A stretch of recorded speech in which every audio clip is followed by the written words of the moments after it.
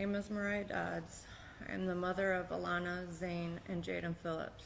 I stand before this court with a heart that is shattered beyond words, and with pain so deep words cannot fully express its weight. I lost my children.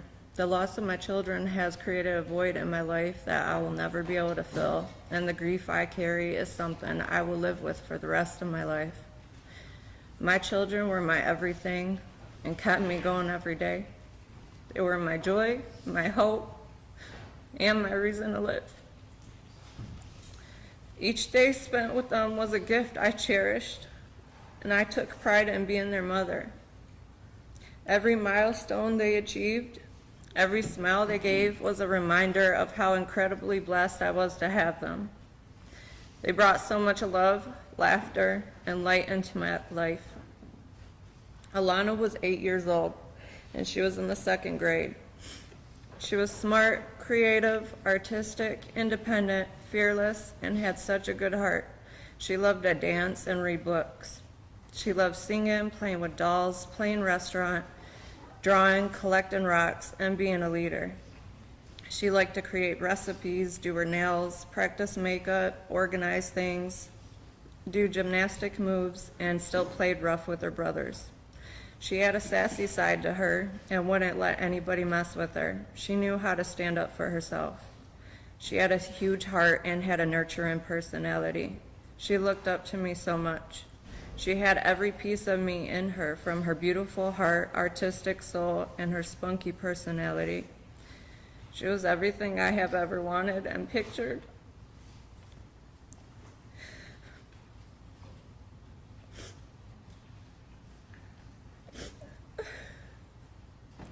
With having a little girl.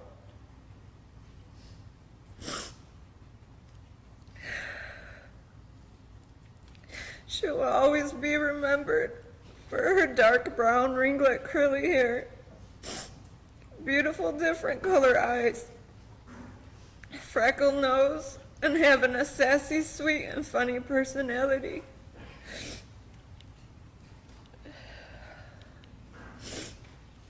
Zayn was 4 years old and attended preschool. He was full of energy and loved to make everyone laugh.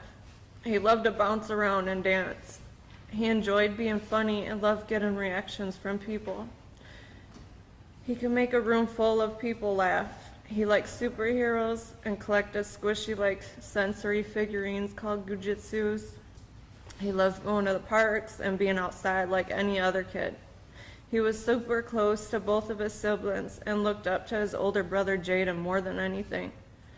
He loved playing games and was just starting to learn to read books. He was a tough little boy with the most sensitive, loving heart. I have never had a human being love me so much as he did. He was my little shadow. At home, he spent most of his time by my side or playing with his siblings. He slept next to me every single night. We always had a routine when it was just me and him. He was so sweet and innocent. The love and bond I had to him was indescribable. He was my baby out of all 3 of my children. He was just learning things, and his personality was still developing. He will always be remembered as the bright, blue-eyed, red-haired, full of energy, silly, most loving little boy. April 20th, 2024 changed my life forever. When I was told my children were no longer here, I felt like I stopped breathing, as if I died inside. All I could remember was screaming, freaking out, and trying to jump out of the hospital bed. The medical professionals had to keep putting me back to sleep because every time I woke up, my body would go into panic. My mind could not understand what was happening, and my body just reacted. Staying awake was too much for me to handle. Everyone knew my kids were gone before me, and I had to let that sink in. I suffered a traumatic brain injury, so trying to remember every detail of what happened during the time, it was so hard to think and process stuff. Everything happened so fast, and I was so confused once I regained consciousness.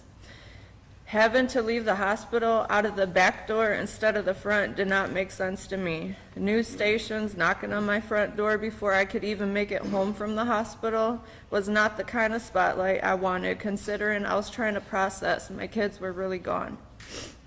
The first time I stepped into my home when I got out of the hospital was just as traumatic for me.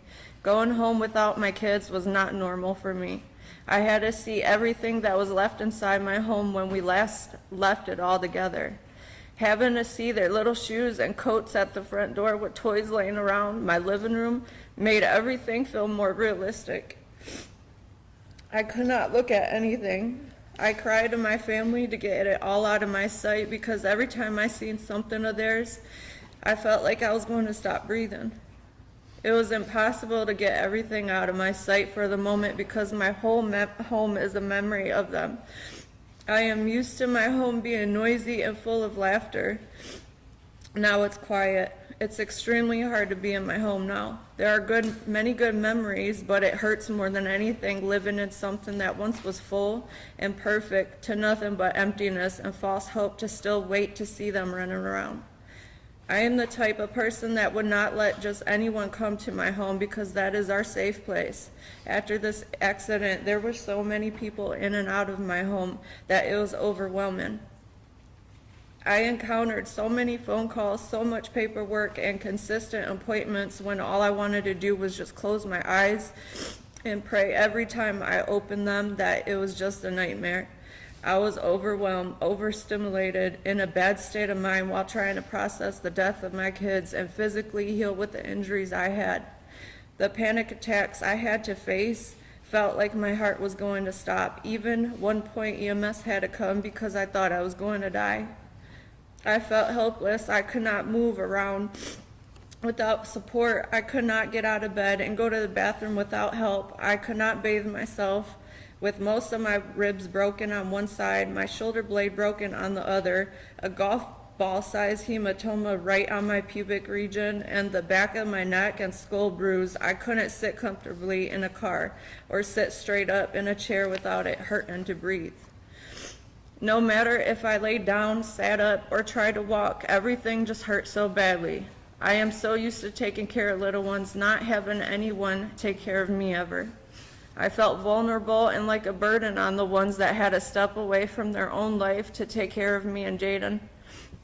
I had to break the unwelcome news to Jaden, bury my children, figure out how to even celebrate Jaden's birthday to make it positive for him, mourn Zayn's birthday the day after, and face Mother's Day all in the same week. Holidays and events are not the same. My kids were the party and entertainment at every family function or holiday. Everyone's birthdays were gloomy and quiet this year. Halloween was different. Thanksgiving felt like another day. Christmas was sad. It was heartbreaking and just did not feel right. Easter this year was the 1-year death date from this tragedy, and I was not even able to celebrate Easter. Instead, I faced another heartache by going into Alana's room that I have not seen in a year. Her room still smells like her. Her little dollhouse was still set up the same way when she was playing with it last. We were working on her room together, organizing all her toys, redoing the floors, and so on. She was so excited, and I never got to finish it with her. Going out in public is something I must force myself to do to face my fear. The thought of something happening is always on my mind. The fear of getting into an accident panics me every time I'm on the road. Even though I do not remember hearing the big crash noise, I tend to jump and my heart races when I hear loud noises unexpectedly. The injuries I got from this accident took away my self-esteem. My body gets aches and pains from the physical trauma I have suffered. I get in high protective mode when there is something being said about my children or about this tragedy. Seeing the things my kids will love in places aches my heart. I cannot look at parks the same. Driving past their schools hurt. Being around and seeing other children their ages makes me smile, but also at the same time it hurts my heart. The guilt of not wanting to do anything fun in public because my kids are no longer here dwells on me. Doing a simple grocery order bums me out because I am not buying the snacks they love. Certain songs or movies make me sad because we are not singing or watching them together. I feel guilty about whatever I do because my children are not here with me.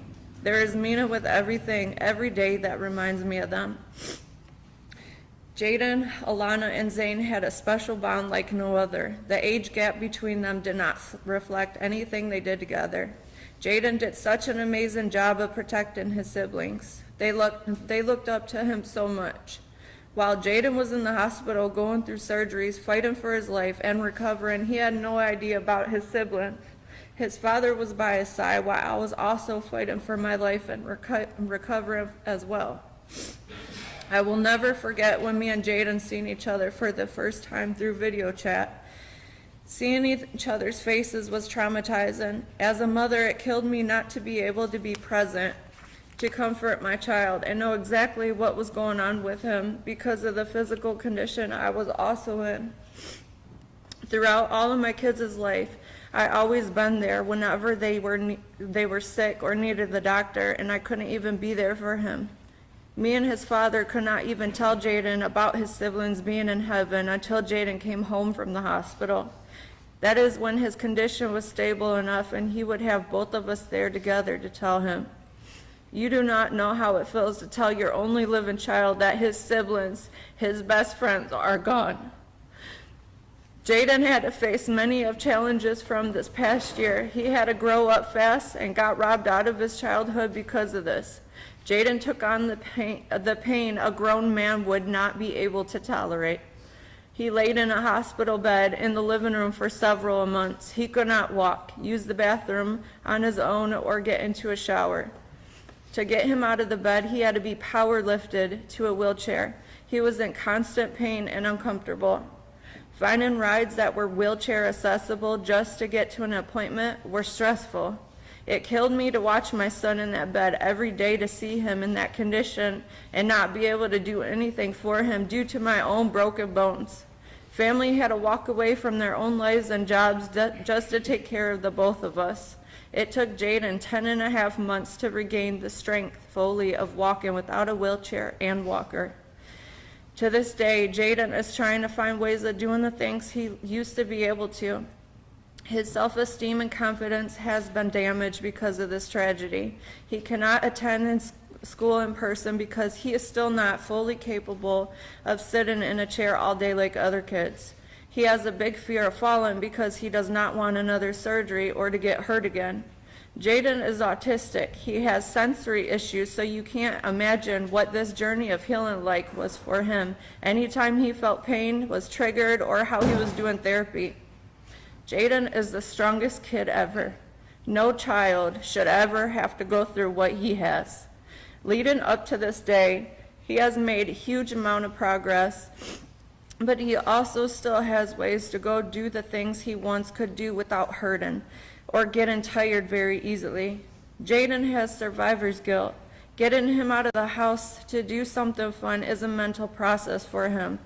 Throughout this, he has shown how brave he is and how high he keeps his spirits of losing his siblings, but also he hurts for them.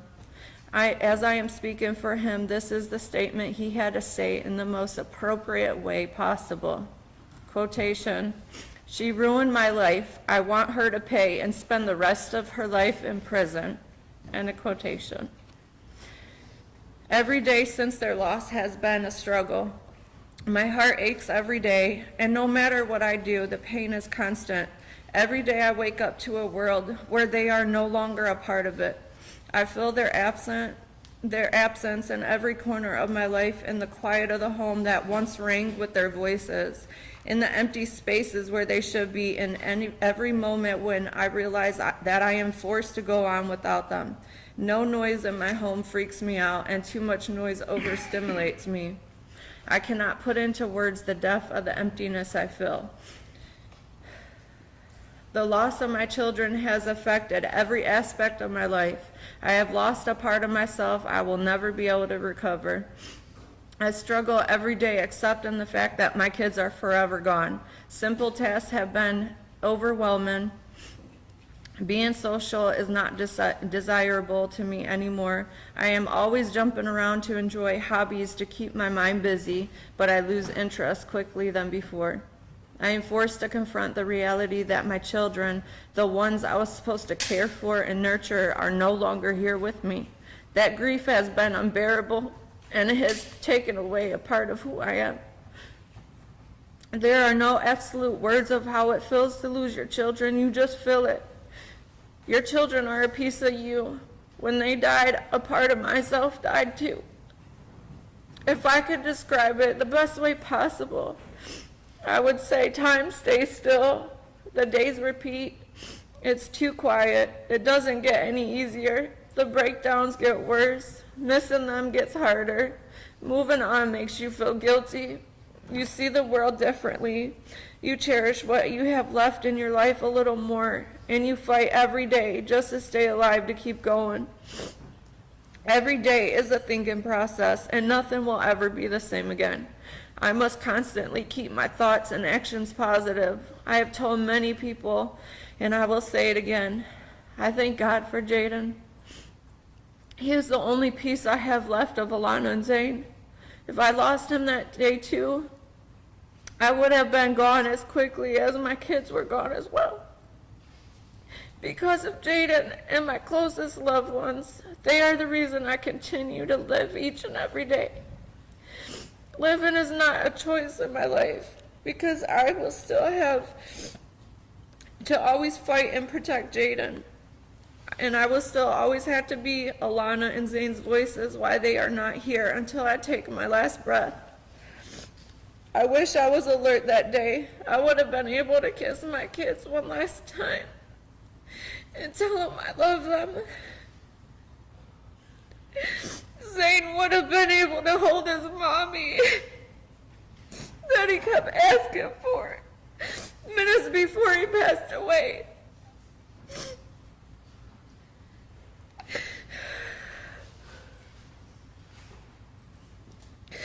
The other part of me is glad I wasn't alert, because I do not think I would have been able to manage my children, seeing my children like that, or my daughter smashed into a wall. There would have been 3 bodies removed that day instead of 2. Many people have told me how strong I am. Being strong is not a choice in my life. I have to be. You never know what you would do unless you were in the situation yourself. Throughout this process, it seemed never ending. I felt unmotivated to do anything this whole time, because it was my biggest goal to achieve justice, to move forward to my next chapter in life. Every court date, every phone call, and every article I had to encounter was nerve-wracking, gut-twisting, and had me reliving this nightmare repeatedly. As the months go on, you are left with having to move on and learn the new normal, what the new normal life is for you. Eventually, you get out of a routine that you were comfortable and used to doing. You forget how to smile, and you stare off for periods of time, not realizing what you are even thinking about. You must relearn everything all over again, but in a new, different way. It is not easy being in my mindset. This was the toughest battle you cannot even imagine. I smile through the pain just to get me by every day. I surround myself around positive people, places, and things. The hardest part of all of this is missing them. Remembering their smiles, their touch, their scents, them telling you you're the best mom ever. Their fun personalities. Remembering the way their heartbeats felt when they were scared. Remembering the silly voices they would do, and nurturing them when they were sick or hurt, or just cuddling them, because that's what made me feel alive. It hurts. I can no longer do those things. As a parent, it is natural to want to protect your children, to provide them with love, safety, and guidance. I was their protector, and I should not have to feel like I failed them because of someone's poor choices. The guilt that comes with this is unbearable. And I question myself every single day, wondering if I could have done something more to keep them safe. But there were no windows or doors. Nobody seen her coming or expected a vehicle to fly into a building. There is only one person to blame. I did my best to provide for my kids and to keep a roof over their heads with everything they needed. I always had mom guilt for working, providing, and just feeling drained. I never dreamed in a million years that the moment we had an opportunity to finally have a family fun day, my kids would never come back home with me. She took everything in my life and destroyed it.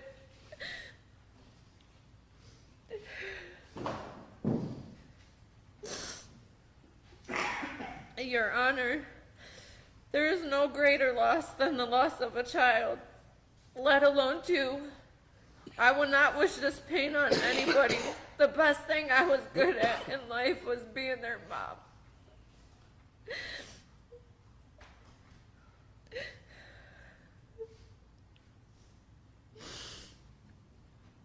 My children were supposed to bury me before I buried them. They had their whole life to live.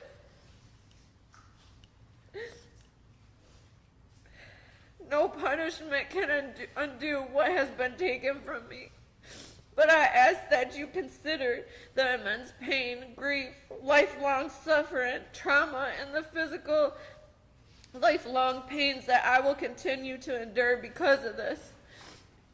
My life will never be the same, and I am left to navigate a world where my children are no longer with me. Justice will never bring back my children or heal the pain. But I'll be able to breathe differently, knowing the actions she has caused can never hurt anybody else. Having a clean record does not mean you're a good person. Her actions just finally caught up with her, and at the end of the day, she killed two of my kids. I'll never know the answers as to why she didn't stop the first time she ran into something before coming towards the boat club. She showed no remorse for what she has caused. I see past the alligator tears, going on TV and laughing it off like it was no big deal, like it was just a silly mistake. It was like a big slap to my face. A real woman will admit her wrongs and feel some type of sort of sympathy. She has not, which makes me feel absolutely disgusted and shows what kind of morals she has. She is an evil and sick individual in my eyes. If Michigan offered the death penalty, I would highly recommend it for her. She is a danger to society, and I feel society would be a danger to her. She makes me feel like she is untouchable, and I do not like that. I have raised awareness for the dangers of drinking and driving, and I plan to keep doing so by using my own story as an example of what can happen. This tragedy is known around the world. I will keep saying my children's names, and I will keep preaching about the dangers of driving impaired. She did not only kill one of my children, she also killed two. She injured my only living child severely, as well as myself. She injured some of my family members, as well as other people that were there that day, physically, mentally, and emotionally. My wounds were poked at while I was on stand, and it took everything in me to remain calm and professional, so I wouldn't jeopardize justice through this entire process. I am exhausted, mentally, emotionally, and physically with this. All I want to do is grieve the way I want and need to for my sanity and peace. I beg and I plead for her to be sentenced to life in prison with no parole. Thank you for allowing me to speak. Thank you, Ms. Dodds.